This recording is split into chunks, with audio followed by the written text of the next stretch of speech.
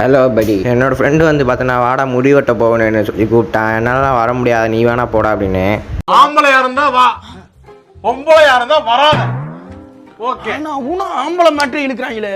சரி, எனக்கு ஜாம் பண்ணாச்சும் வாங்கி தரியாடான்னு கேட்டேன். சரி வாங்கி தரேன்னு சொன்னான். சரி எங்கடா போய் முடி வெட்ட போகிறேன்னு கேட்டால் ஏதோ ஒரு கூகுளில் பார்த்தேன், நல்லா இருக்கு ரிவ்யூன்னு சொல்லி அங்கே போய் முடி வெட்ட போகிறேன்னு சொன்னான். எப்போ நீ அட்டகத்தி தினேஷ் மாதிரி அழுவ போகிற முடி வெட்டினாக்கப்புறம் அப்படின்னு சொல்லி கலாய்ச்சிக்கிட்டு இருந்தேன்.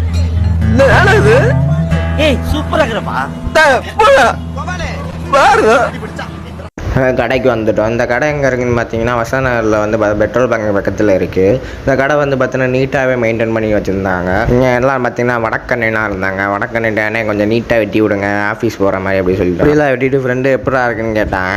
நல்லா இருக்கு. நல்லா இருக்கியா? நல்லா இருக்கு. நல்லாவே இருக்கியா? இங்கே ஏதோ ஆஃபர் போயிட்டு இருக்கு போல். D10 ஃபேஸ்லாம் வந்து கம்மியான விலைக்கு பண்ணுறேன்னு சொன்னாங்க. அதாவது வந்து பார்த்தோன்னா மூஞ்சியில் இருக்க அழுக்கு எல்லாத்தையும் வந்து க்ளீன் பண்ணுவாங்க நீட்டாக. ஃப்ரெண்டும் சரி எனக்கும் பண்ணி கொடுங்கன்னு சொல்லிட்டாங்க. என்ன இது பண்ணிக்கிட்டு இருக்கும் போதே தூங்கிட்டான்.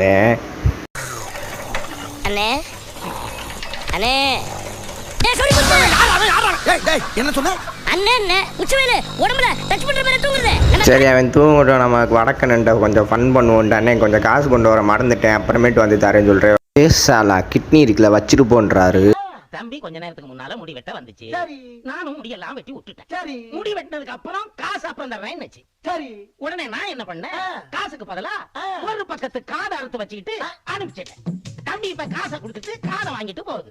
நானே அப்படித்தான் இருக்கு. இது சரிப்பட்டு வராதுன்னு சொல்லிட்டு நாங்கள் காசை கொடுத்துட்டு அங்கேருந்து கிளம்பிட்டோம். என் ஃப்ரெண்டு சொன்ன மாதிரியே பேக்கரியில் வந்து பார்த்தீங்கன்னா ஜாமன் வாங்கி கொடுத்தான். சரி ஃப்ரெண்ட்ஸ், அடுத்த வேலை பார்ப்போம்.